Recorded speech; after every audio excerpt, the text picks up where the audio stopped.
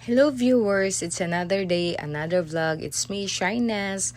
So today, kay Saturday man, sumo na nga among gibuhat is namo po me sa amuang passion fruit kay daghan na kayo siyang hinog. So among gi-harvest kay maunhan mi permi sa mga R80 kay daghan magbunga. So ang bunga is naa sa ubo, so pwede ra makabuot. Then ang uban is kuhiton gyud kay nasa ibabaw.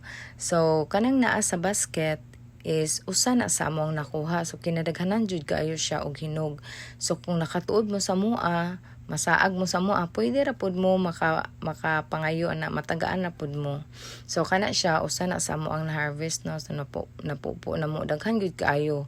So ang uban is to na sa lamisa, kini tanan ang among na-harvest kay ganiha raman mi nagpinupuay. So ning try po kog kaon kay lami man na siya kanon. So thank you, bye.